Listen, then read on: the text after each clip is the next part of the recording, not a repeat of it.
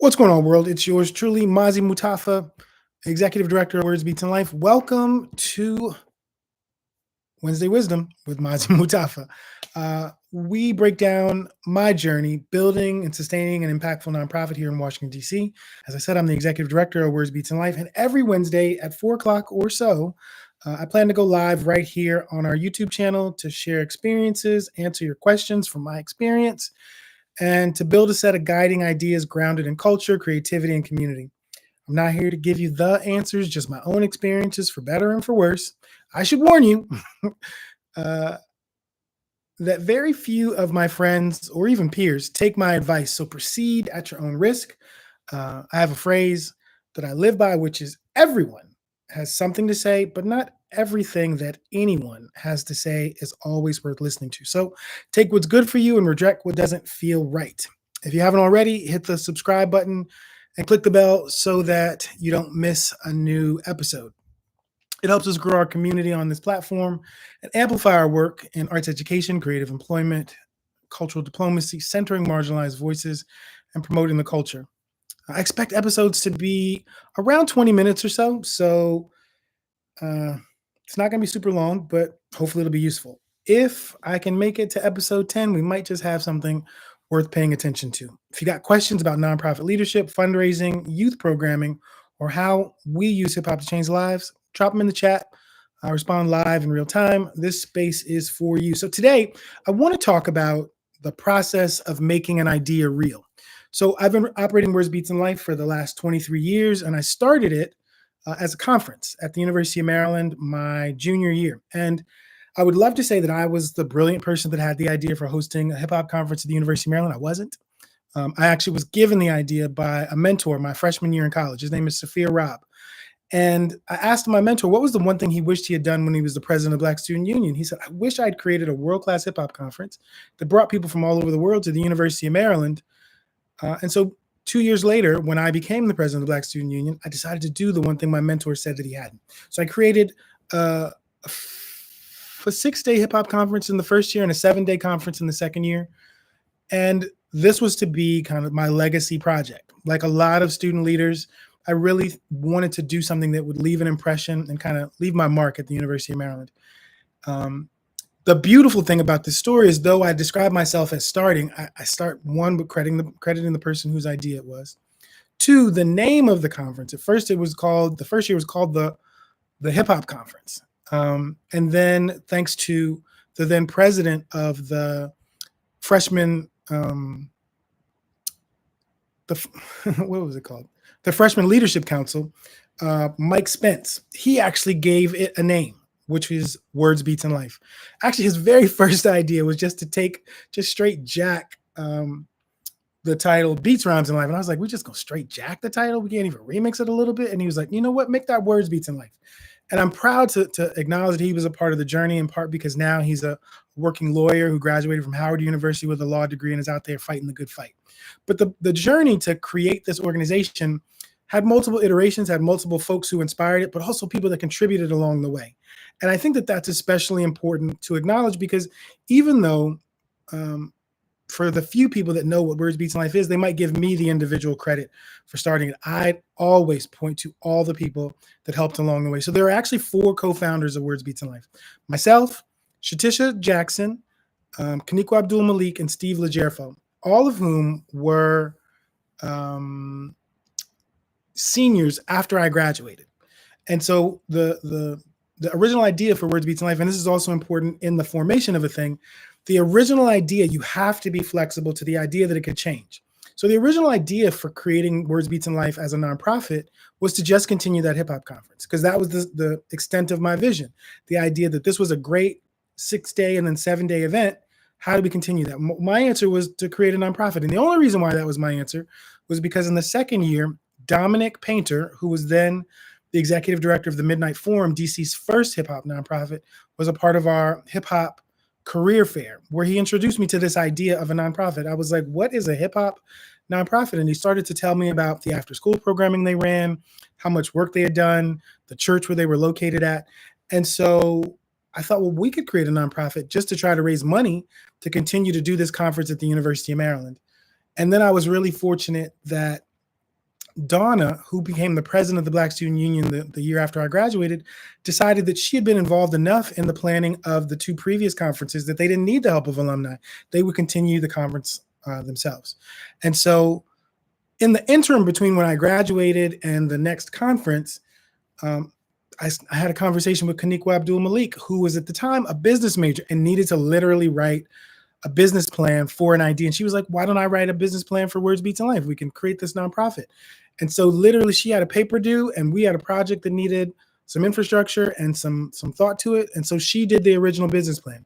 Steve Legerfo actually went on to become one of the directors of the festival under Donna's leadership. And then Shatisha just graduated. So each person kind of played their own role in the formation of the idea, the advancement of the idea, and the development of the idea. Now, in that first year of me graduating, I had to get a regular job.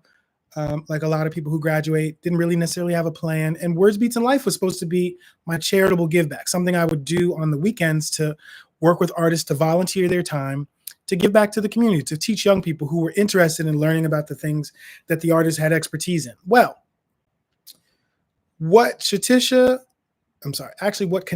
and Steve and I did for that first year was to research, because the thinking was after Donna said that they didn't need the help of alumni to plan the festival, that we could either give up or go in a different direction. And we decided to go in a different direction. I remembered a DC public school teacher who came to the conference and asked, Mazi, this conference was great, but what do we do now? And I didn't have an answer because, like a lot of college students, I was just thinking about my time on campus and what it is that I would do to contribute there.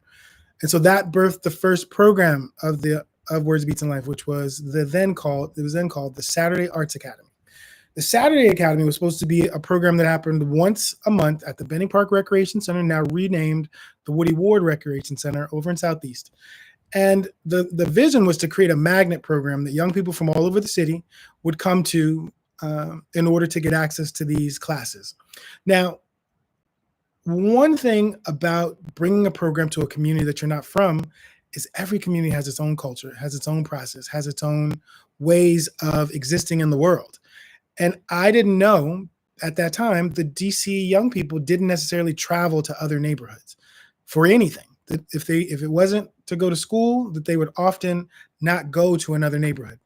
So we started Benning Park and on Saturdays, and we had a number of young people in the first couple of sessions come out, but it was really difficult to get them to continue to come out, to be honest, because they were concerned about their safety. Their parents were concerned about their safety.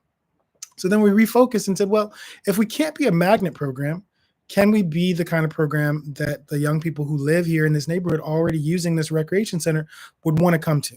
And so we spent a great deal of time doing that. I say all of this to give context to, the little bit of story I just told in the last 8 minutes happened over 2 years. 2 years that included being told that we didn't need to be involved in a conference, which is the whole reason why we were created, to then thinking through how we could develop programming in a community that we had no experience doing work in a way that could still be impactful, first by bringing students from other communities and then pivoting to diving deep with the community that was already there. That decision to do a deep dive with the community that was already there forced us to take another look at the program, because the original idea was, let's find young people who are already making beats, already rapping, already doing graffiti to the degree that they were just looking for community and just needed a space to access tools, to what do the young people in this community need that we're actually able to provide. And I say this because it's really important that when you come up with an idea that you're trying to make real, that in the beginning especially, the idea needs to be big enough that the people who you started with, when they leave, other people will want to join you, will want to be a part of that idea.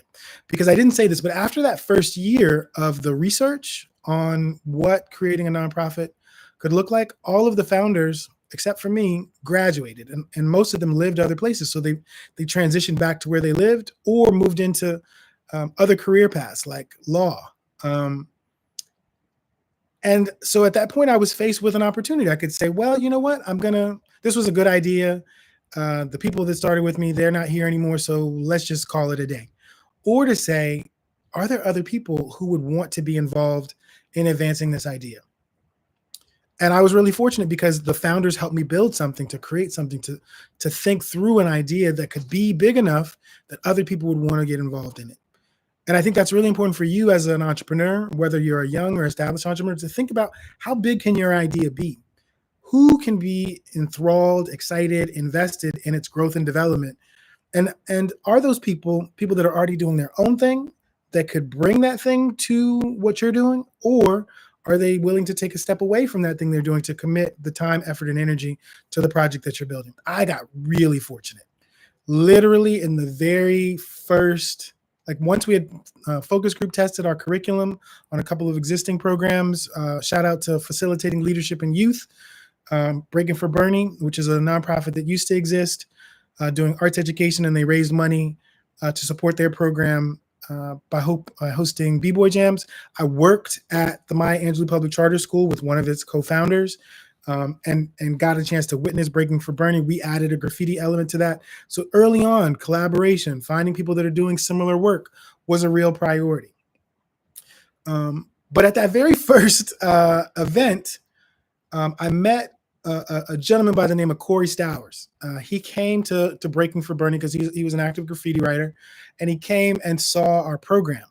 I feel like he had actually already been volunteering or working at the Midnight Forum, but he came through and he picked up our brochure, and a mural that he had painted was on our brochure. And he was like, "Yo, why you got my graffiti on your brochure?" And I was like, "Because I took a picture of it on U Street." And he said, "Nah, man, you can't just be putting my graffiti on your stuff. The people are gonna think that this is something you did." And it hadn't even occurred to me that that's what people would think. I was just trying to fill space on a little 3x3 catch-all brochure.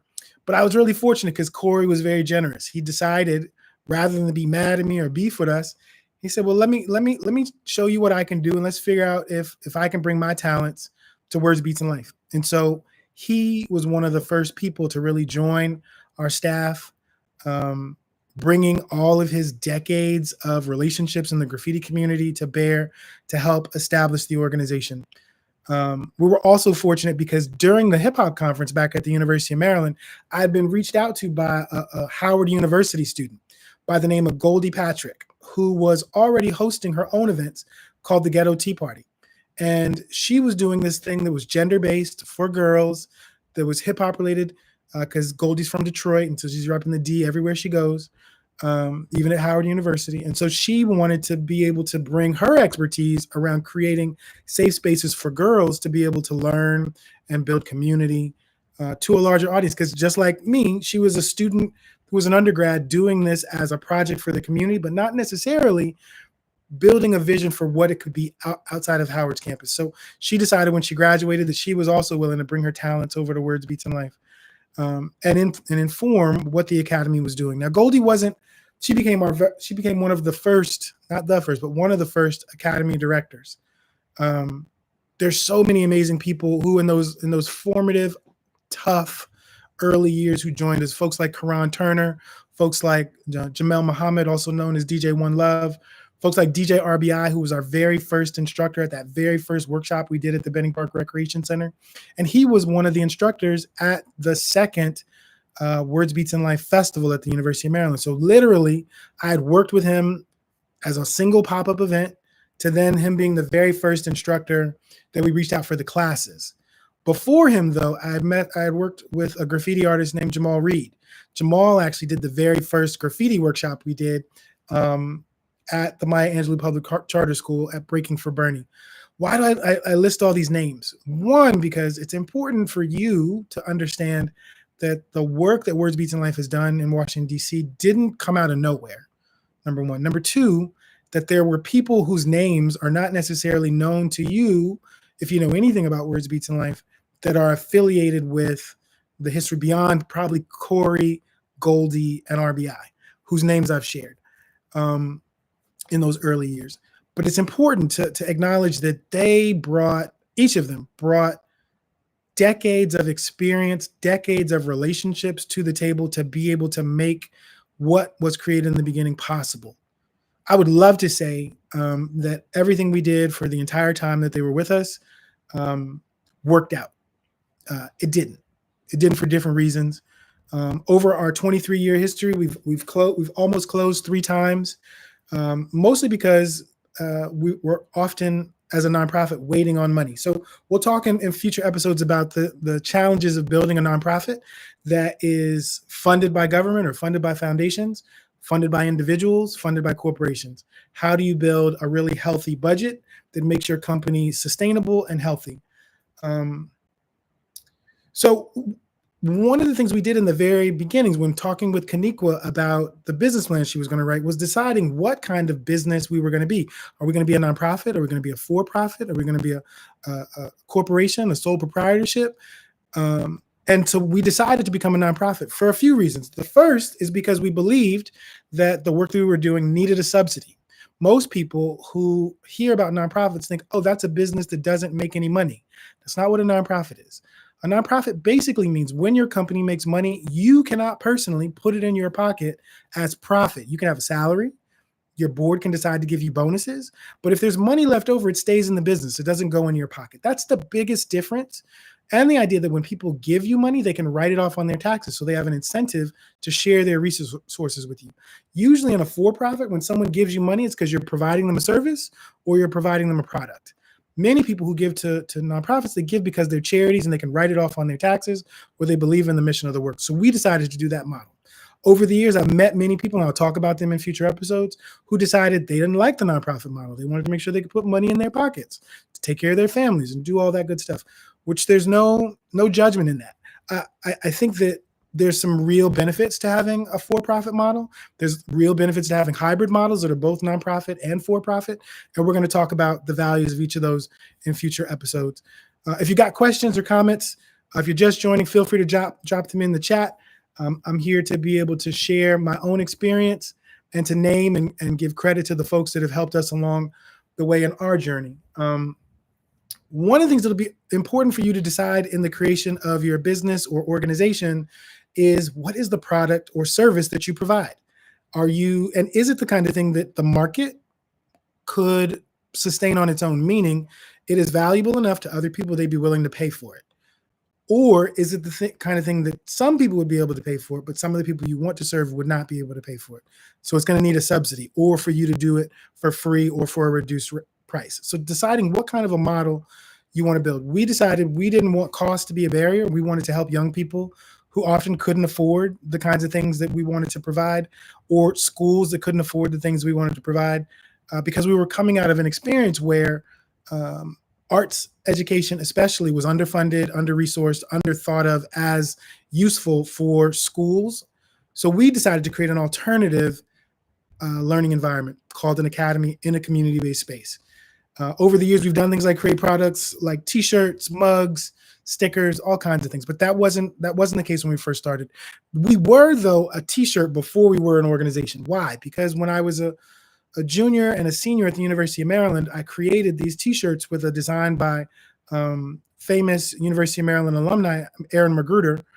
He created a T-shirt for Sophia Robb, the guy I was telling you inspired me to create Words, Beats, and Life or create the conference. He created a T-shirt for him with the school mascot with a black fist raised. So I turned that into the logo for the Black Student Union, and then turned it into the logo for the festival, the conference. Sorry. And why is that important? Because I was thinking about branding from the very beginning. So even in the 2 years where we're doing research, where we're looking at what are other people doing through hip hop organizations, nonprofits, thinking about how to build a brand before I even had a company was central to me. We'll talk about that in a future episode. But thinking about the products and the services that you want to provide, do they need a subsidy or can people pay for them, is critical in determining what kind of a structure you want to establish for your business. The other thing that's really important from the beginning, and this will change over time, but determining what does success look like to you and your co-founders, your staff, your volunteers, the community you serve. What does success look like? If you don't know where you're going, every place looks like success. So being able to establish early on, this is why this was created. This is how we will know we did what we're supposed to have done. If we didn't accomplish these things, here's what we're going to do to try to readdress those things. Establishing measurable, attainable goals is a great way to keep people involved and invested. Because if not, Lots of people, especially creative people, get bored in the space. So knowing what it is you're working towards, you can be held accountable, but also be able to celebrate the victories as they happen. So if one of the things you wanted to do was serve 100 young people, well, did you serve 100 young people in a year, 6 months, in 3 months, whatever the time period is? So making it time-based, measurable, realistic, so that you, especially if you're a founder, you're going to be the person that has to hold yourself accountable. Even when you create a board of directors, boards for founders usually are not very good at holding them accountable because they're really just there to support the vision and the efforts of the founder. So if you're not holding yourself accountable, yeah, good luck. And one of the things that you also need to know when building that team is how each person operates. Like, I am not a very literal thinker. I talk to people all the time who, when I tell them something, they literally take exactly what I said as the thing that they're supposed to do. When sometimes it's really more poetry than it is prose. I'm trying to explain a vision, not a detailed checklist. You need people who are detailed checklist people if you're going to build something that's sustainable. So knowing what your strengths are that you bring to the table and who you're inviting to the table that's going to bring new strengths to actually make the work that you're doing sustainable. Understanding how you handle setbacks. Are you a person that when something isn't going your way, you crawl up in a ball and get into the bed and don't know what to do? Or do you do that maybe, but not for very long, and then get out in the world to try to do the thing that knocked you down in a way that's different, that could be more successful this go around? Understanding the strengths you bring to the table and the strengths you bring to the table from other people. You cannot be the strongest person in every single regard if you're going to build something that is bigger than you, if you're going to have an idea that's large enough that other people can get excited about it over time. Because at the end of the day, every single company is going to go through multiple life cycles. In that beginning phase, that birthing phase, there's a lot of people that are going to have energy around the thing that you want to do because it's still an idea. But once it actually starts to happen, there'll be people who get discouraged, people who decide to start their own thing, people who move, people who need to get a different job, people who need to make more money because they have children or challenges with parents or family or finances. So things are going to change. You as a founder, creator, leader, visionary, curator need to be flexible. You need to know that the people that started with you will not be there forever. And we're going to talk about that not just for the creation of the organization, but in terms of funding, your supporters. That those people there's going to be a churn. People are going to come in and people are going to go out. And so these are the kind of things I want to talk about every single week. Hopefully this was useful for you. Like I said, I'm not here to tell you what to do. I'm telling you what I've done, and you decide from what I've done and experienced what's useful to you and what's trash that you can throw away and say, that's just you, Mazi. I give you the same warning at the end that I gave at the beginning. Most of my friends and peers do not take my advice.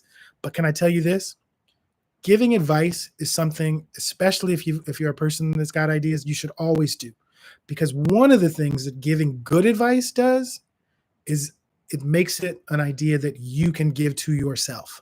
I always give advice to people who I know and love about challenges that they're having, whether they take it or not. Oftentimes, I will take that same advice and apply it to myself and be able to see the fruits of the labor. So even, there's a for people that read holy books, there's this idea of sowing seed on good ground. I would say I've sowed a lot of seed on bad ground, but I've also sowed that seed onto my own ground and seen the work that I do grow. So hopefully this was helpful. I'm going to be back next Wednesday. Oh, last thing, if you didn't know, coming up on July the 26th on the National Mall, we're going to be hosting the second annual DMV Made Festival. It's going to be great. You can get tickets. You can feel free to support the festival by getting a limited edition VIP merch packet at wblinc.org/DMV Made. Follow us on social. Like I said at the beginning, feel free to like, subscribe, and put on that bell to be able to know when the next episodes are coming. Every Wednesday, ideally at 4 o'clock. I'm super late today, but I wanted to get this up. And so, yeah, feel free to leave comments and catch you next week. Peace, y'all.